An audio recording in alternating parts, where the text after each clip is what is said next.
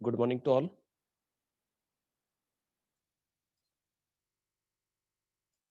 हम पढ़ रहे हैं वायुमंडल की संरचना एवं संगठन के बारे में।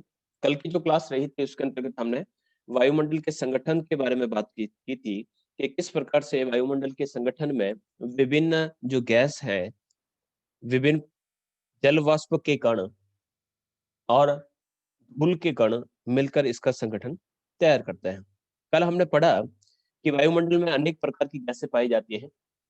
उन अनेक प्रकार की गैसों के अंतर्गत सबसे महत्वपूर्ण जो गैसें हैं उसमें nitrogen, oxygen, argon, carbon dioxide और जल वाष्प, ये मिलकर लगभग 99.997% यहाँ से इसका भाग बना देती है।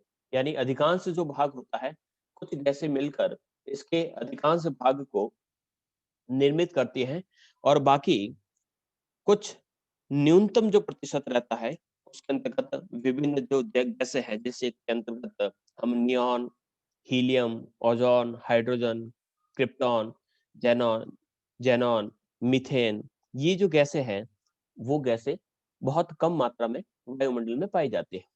वायुमंडल के निर्माण में मुख्य रूप से 3 तत्व महत्वपूर्ण होते हैं। उनके अंतर्गत सबसे पहले हमने गैस के बारे में बात की थी कि जो गैस है, उन गैस में 2 प्रकार की गैसें पाई जाती हैं। एक तो कांस्टेंट पाई जाती है और कुछ वेरिएबल गैसेज पाई जाती है। जो कांस्टेंट या परमानेंट जो गैसेज होती है वो स्थायी गैसों के रूप में कहलाती है। जैसे कि नाइट्रोजन और ऑक्सीजन ऐसी गैसें हैं जिनकी मात्रा वायुमंडल के निचले भाग में लगभग लगभग समान रहती है, यानी इसका जो परसेंटेज होता है वो कम अधिक नहीं होता है। इसके अलावा भी जैसे कि आर्गन, हाइड्रोजन और नियॉन भी स्थायी गैसें हैं, लेकिन इनका अनुपात बहुत कम होता है, इसलिए इसका महत्व वायुमंडल के संगठन में हम ज्यादा नहीं देखते हैं। जब हम धरातल से लगभग 120 या 100 किलोमीटर की ऊंचाई तक जाते हैं तो हमें ऑक्सीजन 100 किलोमीटर की ऊंचाई के बाद ऑक्सीजन आपको बिल्कुल नजर नहीं आती है। वहीं अगर नाइट्रोजन की बात करते हैं तो नाइट्रोजन आपको 125 किलोमीटर के ऊपर तक जाने पर आपको नाइट्रोजन गैस नहीं मिलती। इसके अलावा कुछ और गैसेज जो होती है जो अस्थायी गैसें कहलाती है या वेरिएबल गैसेज के नाम से जानी जाती है। वेरिएबल्स गैस क्या होती है, इसको समझ लेते हैं एक बार पुनः कि वे गैसें जिनकी मात्रा बढ़ती या घटती रहती है वे अस्थायी गैसें कहलाती है, जिसके अंतर्गत हम सबसे महत्वपूर्ण जो गैस है वो कार्बन डाइऑक्साइड गैस की मात्रा को लेते हैं।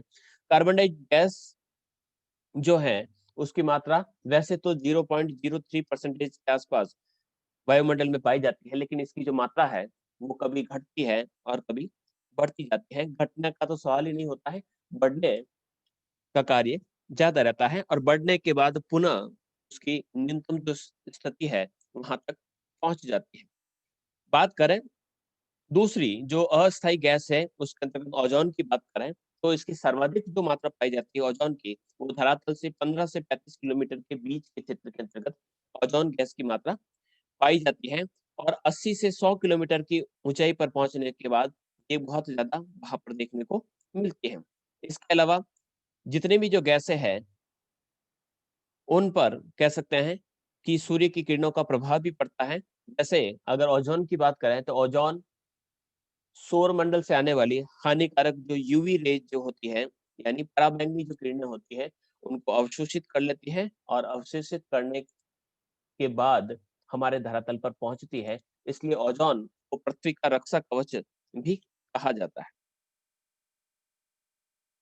इसी प्रकार से कार्बन डाइऑक्साइड गैस का भी एक महत्वपूर्ण स्थान होता है कि यह पृथ्वी के दीर्घ तरंग विकिरण को वायुमंडल में सोख लेती है और उससे वापस पुनः आगे नहीं जाने देती है। इससे हमारे वायुमंडल का जो तापमान है वो एक निश्चित रूप में बना रहता है। आगे जैसे जैसे हम आगे बढ़ेंगे कुछ कॉम्प्लेक्स आएंगे और उनको सीखते जाएंगे कि इस प्रकार से ये हमारे लिए लाभदायक है। जैसे कि कल की क्लास में हमने कहा कि कार्बन डाइऑक्साइड गैस न हो तो जीव मंडल का अस्तित्व भी समाप्त हो जाएगा, क्योंकि जितने भी जो पौधे होते हैं वो कार्बन डाइऑक्साइड गैस से ही ग्लूकोज और कार्बोहाइड्रेट का निर्माण करते हैं। प्रकाश संश्लेषण की प्रक्रिया बिना कार्बन डाइऑक्साइड गैस तथा जल के संपादित नहीं कर पाते हैं पौधे, अगर पौधे ही अपना भोजन नहीं बना पाएंगे, तो जो जीव है जो पौधों पर निर्भर है, वह मनुष्य जो पौधों पर निर्भर है, उसका भी अस्तित्व समाप्त हो जाएगा।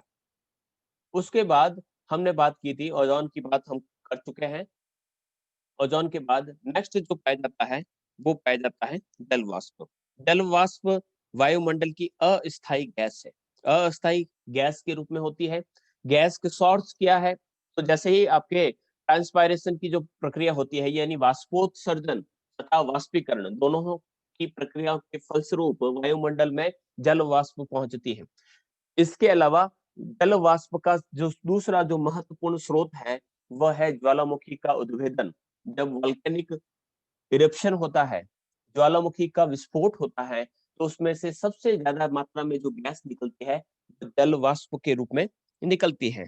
तो वैसे तो इसकी मात्रा जो है 4% तक वायुमंडल में पाई जाती है, लेकिन इसकी जो मात्रा है वो घटती और बढ़ती रहती है। बात करते हैं कि जल वाष्प कहाँ से आती है, तो जितनी भी जो जल राशियां हैं, चाहे नदी के रूप में हो, यानी जितनी भी जो वाटर बॉडीज है, चाहे नदियां हो, चाहे झीलें हो, चाहे समुद्र हो, उसके माध्यम से ये हमारे वायुमंडल में पहुंचती है। अब हम बात करते हैं, कल हमने जिस प्रकार से बात की थी कि इसकी 4% होती है, और इस पॉइंट पर हमने क्लास को रोका था कि इसकी जो मात्रा है वह भूमंड भूमध्य रेखा के आसपास अधिक पाई जाती है, और न्यूनतम जो मात्रा पाई जाती है वह ध्रुवों के आसपास पाई जाती है।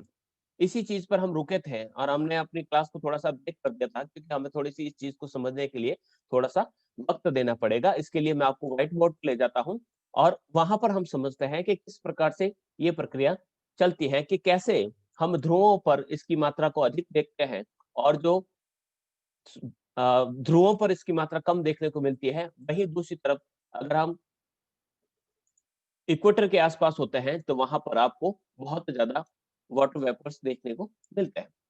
देखिएगा कि ये हमारा इक्वेटर है, और इक्वेटर के ठीक ऊपर ये जो हिस्सा है, यहाँ पर हमारा उत्तरी ध्रुव है, और यहाँ पर हमारा दक्षिणी ध्रुव है।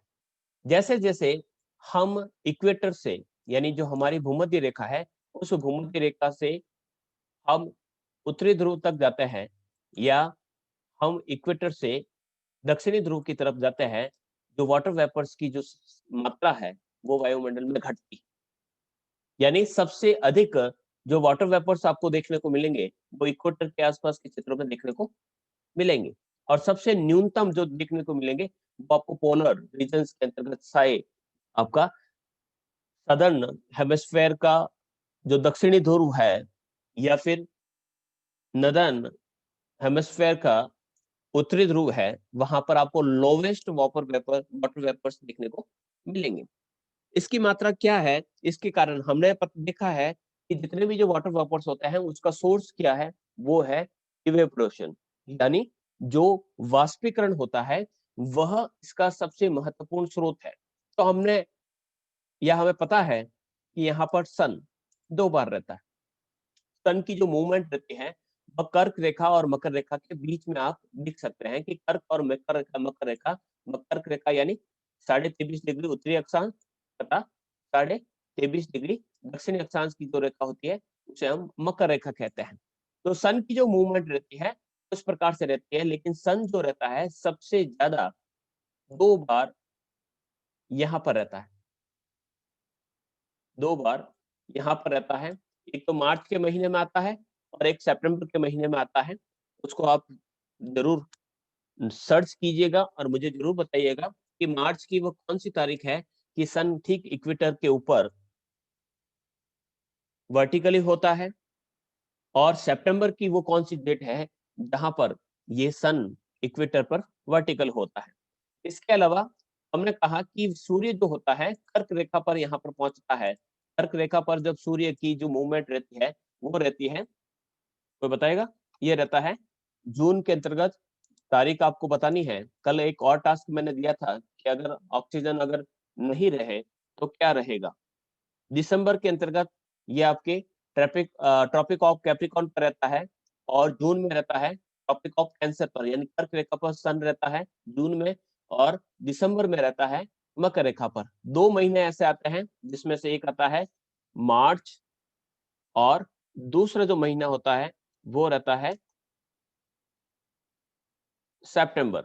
मार्च एंड सितंबर में जो सन रहता है इक्वेटर के ठीक ऊपर रहता है। इस कॉन्सेप्ट को बाद में समझेंगे, पहले हम समझते हैं कि वाटर वेपर्स यहाँ पर ज्यादा क्यों है। कि सूर्य का जो अधिकतम प्रकाश होता है, यानी वर्टिकली जो सन रेज पहुंचती है, सर्वाधिक जो सन रेज पहुंचती है इस रीजन में पहुंचती है। सर्वाधिक सूर्य का जो प्रकाश होता है ये रीजन प्राप्त करता है जो ट्रॉपिकल रीजन है। ट्रॉपिकल रीजन का अर्थ हो गया रफली हम कह सकते हैं 0 डिग्री की जो लाइन है जिसे विषुवत रेखा कहा जाता है, इस 0 डिग्री लाइन से हम थोड़ा ऊपर की तरफ उत्तरी ध्रुव में और थोड़ा सा दक्षिण में दक्षिणी ध्रुव की तरफ, या फिर हम कह सकते हैं कि कर्क रेखा तथा मकर रेखा का जो बीच का जो क्षेत्र होता है जहां पर सबसे ज्यादा सन रेज मिलती है, सूर्य का इंसोलेशन सबसे ज्यादा इस क्षेत्र में मिलता है और इसी कारण यहाँ पर गर्मी ज्यादा पड़ती है। ठीक है, विश्व के जितने भी जो रेन फॉरेस्ट है या जो वर्षा वन है, जो सदाबहार वर्षा वन है या जो घने जंगल है, चाहे कांगो का जंगल ले लीजिए, चाहे मलेशिया का मलया जंगल ले लीजिए, चाहे अमेजोन का जंगल ले लीजिए, अधिकतर जंगल आपको यही देखने को मिलेंगे। आप देखेंगे कि इस विश्व में ये काफी हरा भरा क्षेत्र है। DRC, democratic Republic of Congo, ये आप देखेंगे यहाँ पर आपको कांगो के जंगल देखने को मिलेंगे।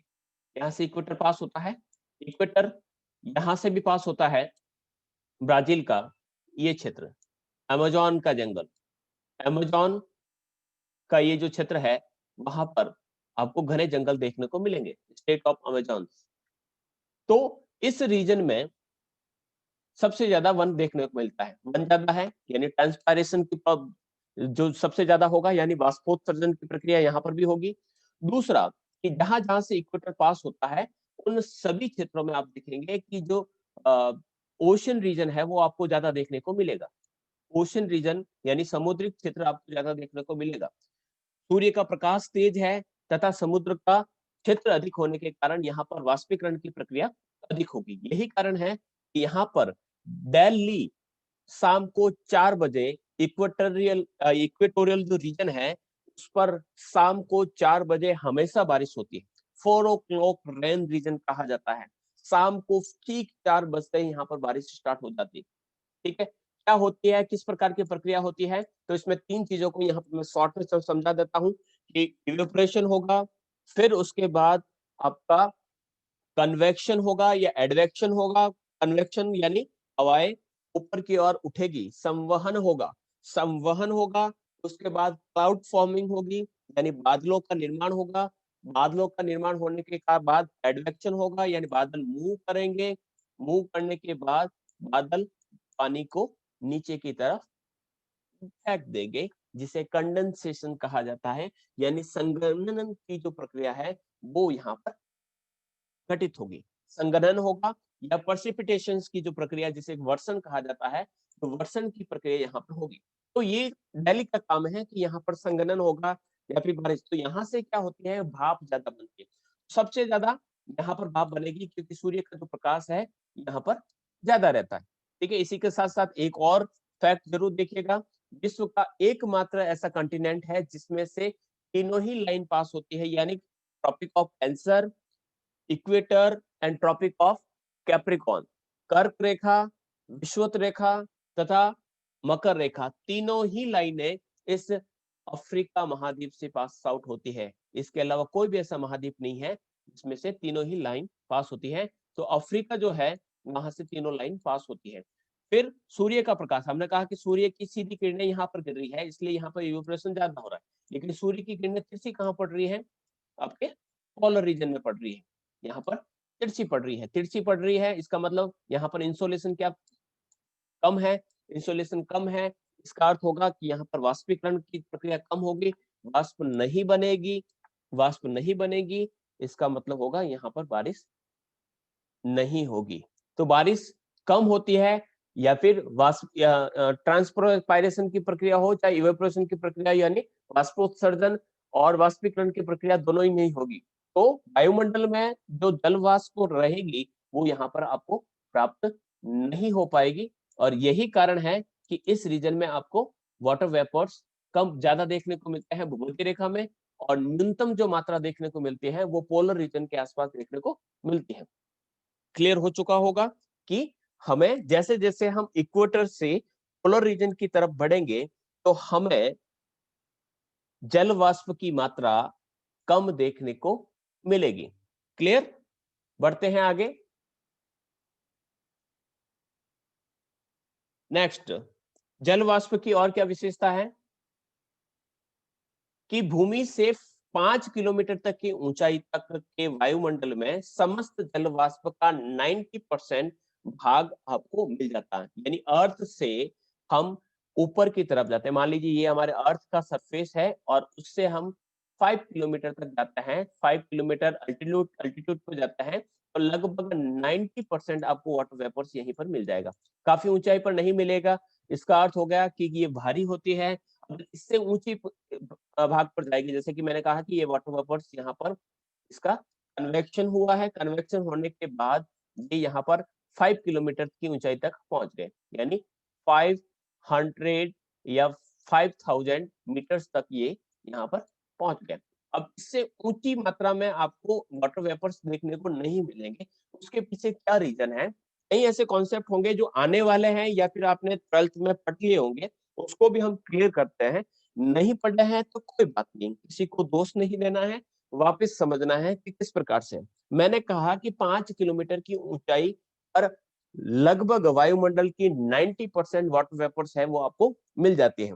इसका अर्थ हुआ कि 5 किलोमीटर से ऊंची भाग पर जाएंगे तो आपको वाटर वेपर्स बहुत कम देखने को मिलेंगे। मोर आपको कह सकते हैं कि 90% देखने को मिल सकता है। उसके पीछे रीजन क्या है? देखो, वाटर वेपर्स क्या है कि ये जल की वाष्प बनी हुई है, ठीक है?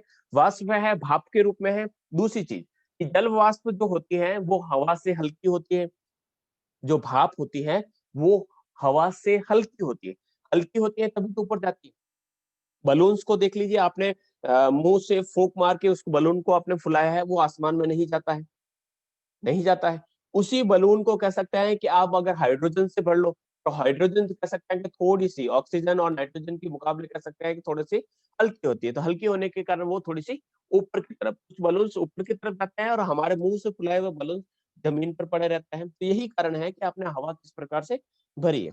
तो जैसे जैसे वाटर वेपर्स ऊपर की तरफ जाएंगे तो एक रूल वर्क करता है कि जैसे जैसे हम हाइट की तरफ जाते हैं वहां पर टेम्परेचर लो होता है, ठीक है? यानी पर पर किलोमीटर की हाइट पर जाएंगे तो 6.5 डिग्री सेंटीग्रेड टेम्परेचर होगा, वो माइनस हो जाएगा। यानी 1 किलोमीटर पर जाएंगे तो टेम्परेचर आपको 6.5 डिग्री सेंटीग्रेड कम देखने को मिलेगा। इसको एक उदाहरण के तौर पर रफली मैं 6 को आकर बताता हूँ।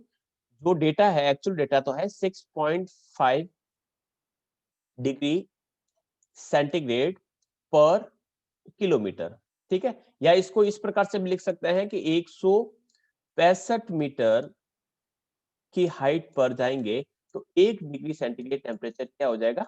माइनस हो जाएगा, कम हो जाएगा। दोनों ही सेम है। तो जैसे जैसे हम हाइट पर जाएंगे तो हाइट पर जाने पर क्या होगा कि जो वाटर वेपर्स है यानी पानी है लेकिन अभी भाप के रूप में, वो पानी का गैसेस या गैस प्रकार बना हुआ है या गैस आकृति में आपके हुआ हुआ, यानी वो तरल है लेकिन अभी गैस स्थिति में है। तो जैसे जैसे ऊंचाई पर जाएगा तो टेम्परेचर कम हो जाएगा। जैसे कि यहाँ पर मैंने मान लिया कि यहाँ पर 10 डिग्री सेंटीग्रेड टेम्परेचर है, या फिर हम मान लेते हैं कि यहाँ पर 20 डिग्री सेंटीग्रेड टेम्परेचर है अर्थ की सरफेस पर। हम 1 किलोमीटर की हाइट पर जाएंगे तो माइनस हो जाएगा 6.5, यानी 1 किलोमीटर अबोव एल्टीट्यूड एल्टीट्यूड पर जाएंगे तो टेम्परेचर कितना रह जाएगा? अगर हम 6 को करें तो यहाँ पर करें 14 डिग्री सेंटीग्रेड देखने को मिलेगा। मैं 6 ही मान रहा हूँ, ठीक है? अब 2 किलोमीटर की हाइट पर पहुंच गए तो और 6 कम हो गए, यानी टेम्परेचर कितना हो जाएगा? यहाँ पर पहुंच जाएगा 8 डिग्री सेंटीग्रेड, ठीक है? और 1 किलोमीटर ऊंचा चले गए तो यहाँ पर आपको टेम्परेचर कितना मिलेगा? वहां पर 2 डिग्री सेंटीग्रेड देखने को मिलेगा। और 1 किलोमीटर और ऊपर चले गए तो क्या होगा कि वहां पर टेम्परेचर माइनस में चला जाएगा। तो जैसे जैसे हम हाइट की तरफ जा रहे हैं टेम्परेचर कम हो रहा है। यही कारण है कि जो पहाड़ों पर जब हम ऊंचे चढ़ते हैं तो वहां पर आपको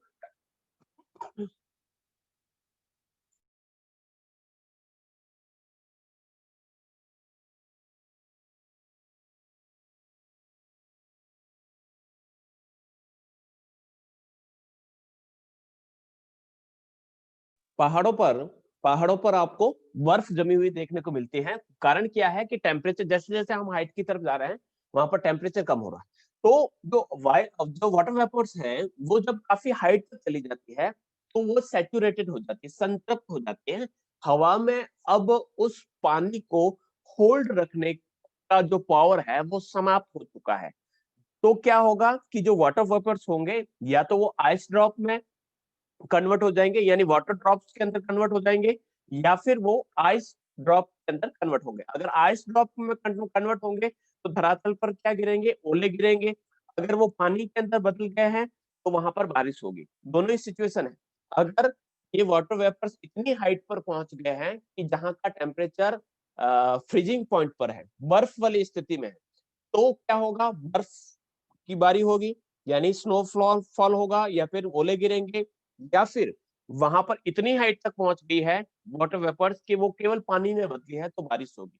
तो ये रूल वर्क करता है और यही कारण होता है कि इससे ज्यादा ऊंचाई पर 5 किलोमीटर से अधिक ऊंचाई पर जाएगी तो जो वाटर जल वाष्प है जो भाप के रूप में है वो पानी में बदल जाएगी, कंडेंसेशन हो जाएगा, संघनन की प्रक्रिया हो जाएगी और वो बारिश के रूप में नीचे गिर जाएगी। तो यही कारण होता है कि इससे अधिक हाइट पर आपको वाटर वेपर्स देखने को नहीं मिलते हैं।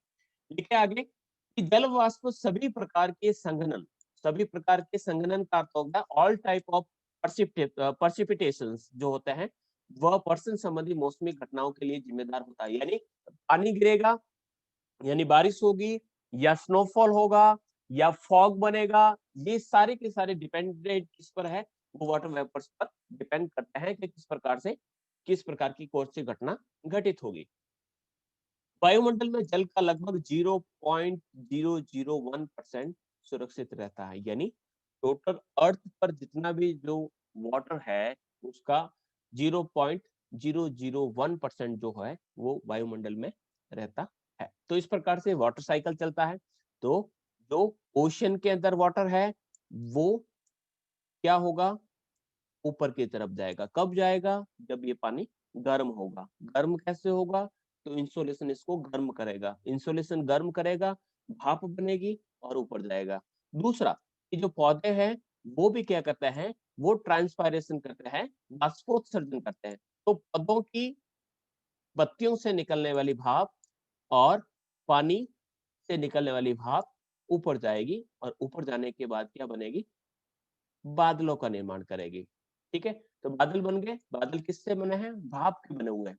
अब भाप के बने हुए हैं, अब बादल काफी ऊंचाई पर पहुंच गए, ऐसी ऊंचाई पर पहुंच गए कि वह सैचुरेटेड हो गए, संतृप्त हो गए, या इतनी इस टेम्परेचर पर पहुंच गए हैं कि उसका जो वाटर होल्डिंग जो कैपेसिटी है वो नहीं रही, जिसको हम सापेक्षिक आर्द्रता, निरपेक्ष आर्द्रता यानी एब्सोल्यूट ह्यूमिडिटी क्या होती है या रिलेटिव ह्यूमिडिटी क्या होती है उस चैप्टर में अच्छी तरीके से समझेंगे। तो क्या हुआ कि जो वाटर वेपर्स है वह पानी की बूंदों में नीचे गिरते हैं, पानी की बूंदें वापस नीचे गिरती हैं। अगर ये वाटर वेपर्स इतनी हाइट पर पहुंच गए कि ये आइस में कन्वर्ट हो गई तो यहाँ पर वाटर वेपर्स जो पानी के रूप में नीचे गिर रहा है वही वाटर वेपर्स किस में गिरेंगे? वो आइस के रूप में गिरेंगे, जिसे हम ओलावृष्टि कहते हैं। अब वापस कहां पर पहुंचेंगे ये पानी? ये रिवर्स में पहुंचेगा और रिवर्स के माध्यम से वापस किस में पहुंच जाएगा? धरातल पर पहुंच जाएगा, ओशन में पहुंच जाएगा। तो इस प्रकार से एक वाटर का एक साइकिल चलता रहता है और इसे हम जलीय चक्र या हाइड्रो साइकिल के नाम से भी जानते हैं। नेक्स्ट थर्ड जो पॉइंट है वो है डस्ट पार्टिकल्स जो है जो आपके वायुमंडल में पाए जाते हैं, यानी सॉलिड जो पार्टिकल्स होते हैं, यानी छोटे छोटे से सूक्ष्म ठोस कण जो होते हैं वो जो हमें आंखों से दिखाई नहीं देते हैं, जिसे हम एरोसॉल्स कहते हैं। जो एरोसॉल्स होते हैं उन एरोसॉल्स में सबसे महत्वपूर्ण, सबसे ज्यादा जो मात्रा पाई जाती है वो धूल के कणों की मात्रा पाई जाती है। तो धूल के कण यानी जो डस्ट पार्टिकल्स होते हैं वो वायुमंडल में पाए जाते हैं और वायुमंडल का निर्माण करते हैं।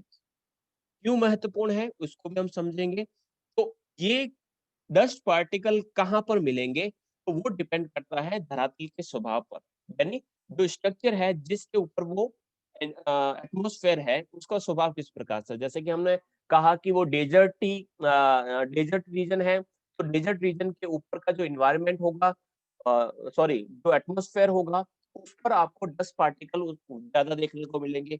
वहीं वहां पर अगर फॉरेस्ट है तो वहां पर हो सकता है कि आपको डस्ट पार्टिकल कम देखने को मिले। इसके अलावा वहां पर जो चलने वाली जो पवन है वो किस प्रकार से, विंड की स्पीड क्या है, वेलोसिटी किस प्रकार की है, वो भी काफी तय करती है कि डस्ट पार्टिकल जो रहेंगे वायुमंडल में किस प्रकार के रहेंगे। तो मरुस्थलों पर धूल के कणों की मात्रा अधिक देखने को मिलेगी।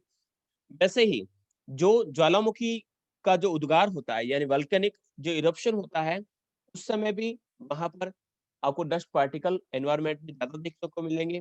कई बार कह सकते हैं कि वो उल्कापात होता है, धरातल से कह सकते हैं कि कुछ उल्काओं जो टकराते हैं, आपस में टकराते हैं या फिर धरातल की ओर गिरते हैं, तो उससे भी आपके एटमॉस्फेयर में डस्ट पार्टिकल की मात्रा या सैंड पार्टिकल या जो जो सॉलिड पार्टिकल्स है उसकी मात्रा बढ़ती है। इसके अलावा सॉलिड पार्टिकल्स कहाँ से मिलेंगे कि जितने भी जो औद्योगिक क्षेत्र है, जो फैक्ट्री है या फिर विभिन्न नगरों के जो व्हीकल्स के अंदर से जो धुआं निकलता है, उसमें से जो पार्टिकल्स होते हैं, वो भी एनवायरनमेंट आपके एटमॉस्फेयर में दिखने को मिलते हैं।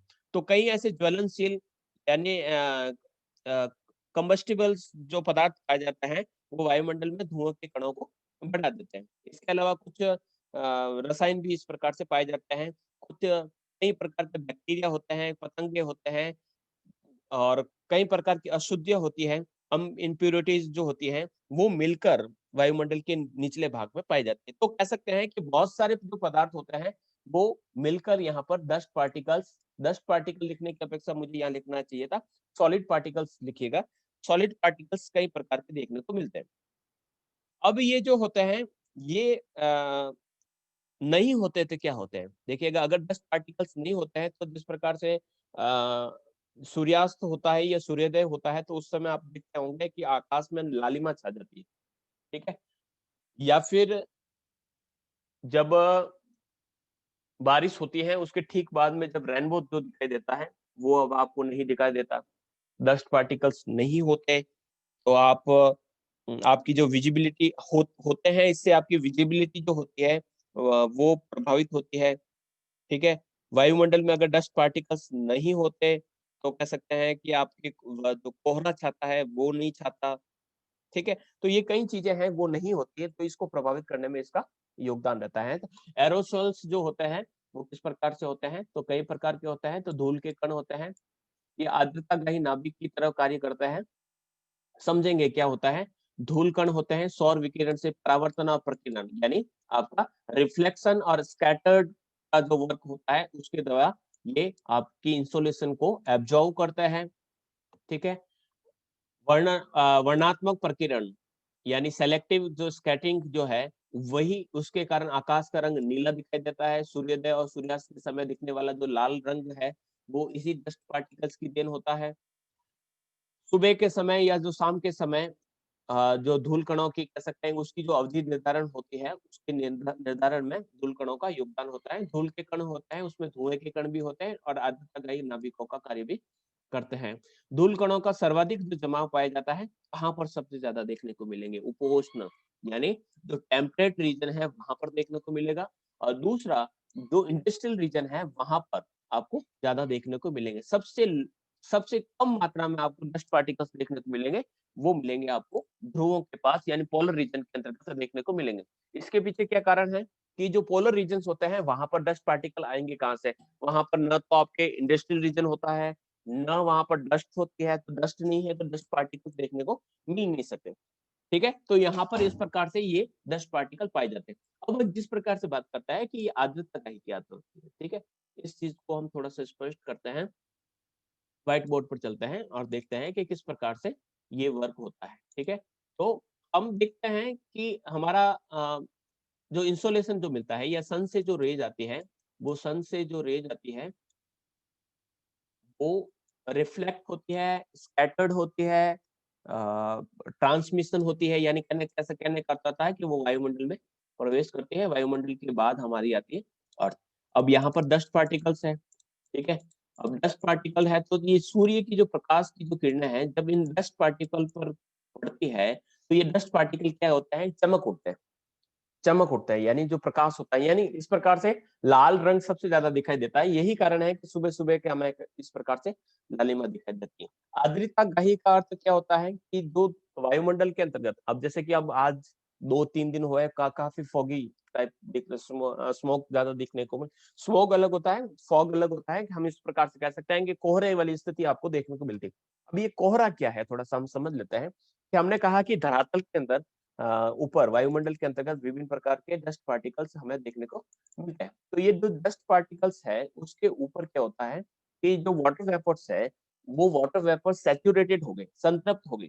तो जो डस्ट पार्टिकल जितने भी जो धरातल के आसपास फैले हुए हैं उनके ऊपर पानी की बूंदे, सिंपल कर रहा हूं थोड़ा, कि जो भाप है वो भाप पानी में बदल गई। और पानी पर कहां पर बदली है कि वह जो डस्ट पार्टिकल्स जो आप आसमान में जो उड़ रहे हैं उन डस्ट पार्टिकल के ऊपर वो पानी जम गया। ठीक है, पानी उस डस्ट पार्टिकल के ऊपर जम गया। तो क्या होगा, जो जितने भी जो डस्ट पार्टिकल है उसके ऊपर पानी आ गया, इसके कारण हमें धुंधला दिखाई देता है, हमें कोहरा छा जाता है। वही अगर जो वाटर वेपर्स है वह अगर धरातल के ऊपर, यानी अर्थ की जो सरफेस है उसके ऊपर अगर पानी में बदल जाए तो उसे हम ओस कहते हैं। ओस क्या हुआ कि वह झाड़ियों पर, छोटे छोटे से पौधों पर वो पानी की जो बूंदे, जो भाप थी वो पानी की बूंदों में कन्वर्ट हो गई। ठीक है, तो उसे हम ओस कहते हैं। वही डस्ट पार्टिकल जो धरातल में है, ना तो अर्थ के सरफेस पर है, ना कह सकते हैं कि काफी ऊंचाई पर है, जो मिडन रेंज जो है जिसको हम ट्रोपोस्फेयर कहते हैं। तो ट्रोपोस्फेयर का जो रीजन है जहां पर धूल के कण काफी आसमान में उड़े हुए, उनके ऊपर पानी की बूंदें बैठ गई। तो पानी की बूंदें जब बैठ जाती हैं उन धूल के कणों पर, तो उसे कहा जाता है कोहरा।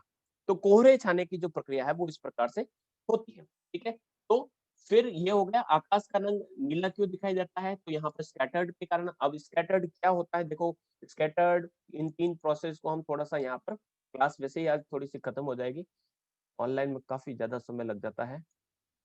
देखिएगा, सूर्य का प्रकाश आया, ठीक है, और ये यहाँ पर मैंने बना दिया बैरियर। ठीक है, अगर यहाँ से पास हो गई तो हम कह सकते हैं ये आपके अंदर, इसके अंदर से ये ट्रांसफर हो गई। ठीक है, दूसरी स्थिति में क्या होगा कि ये सूर्य का प्रकाश यहाँ इस दीवार, ये बैरियर है, ये यहाँ पर मैं बैरियर बताता हूँ। ठीक है, यहाँ पर ट्रांसमिशन हुआ है और यहाँ पर सूर्य की किरणें आई और किरणें आने के बाद वापस लौट गई, तो इसको कहेंगे रिफ्लेक्शन। ठीक है, इसको कहेंगे ट्रांसमिशन। सूर्य की किरणें यहां आई और आने के बाद फैल गई, बिखर गई, इस प्रकार से बिखर गई, तो उसे कहते हैं स्कैटरिंग। ठीक है, और सूर्य की किरणें आई और इस दीवार ने इसको यहां पर एब्जॉर्व कर लिया, इसे कहते हैं एब्जॉर्व या फिर अवशोषण। ठीक है, तो सूर्य की किरणों को कहीं, जैसे कि यहाँ पर ये जो रिफ्लेक्शन का जो वर्क है, रिफ्लेक्शन कौन करता है, तो डस्ट पार्टिकल कह सकते हैं, एब्जॉर्ब भी कर सकते हैं, वापस रिफ्लेक्ट भी कर सकते हैं, या फिर स्कैटर्ड भी कर सकते हैं। दूसरे पानी की बूंदे है तो उसमें से ट्रांसमिट हो जाएगा। तो ये अलग आगे आगे जितने भी जो चैप्टर्स आएंगे उसके अंतर्गत हमारे क्लियर होते जाएंगे। तो यहाँ तक हम क्लियर कर चुके हैं। किसी प्रकार का कोई डाउट हो तो पूछ लीजिए। जैसे जैसे हम सूरज की तरफ जाएंगे तो हमें सबसे पहले ट्रोपोस्फेयर को पास करना है। ठीक है, फिर स्ट्रेटोस्फेयर, फिर मेसोस्फेयर, फिर थर्मोस्फेयर, फिर आइनोस्फेयर और फिर एक्सोस्फेयर, और फिर हम सूर्य की तरफ बढ़ रहे हैं। तो इस प्रकार से एक पूरा का पूरा आपका सिस्टम रहता है। कुछ लेयर्स हैं, हर लेयर्स की कुछ कुछ विशेषता है, उन विशेषताओं को अगली क्लास के अंतर्गत हम पढ़ेंगे।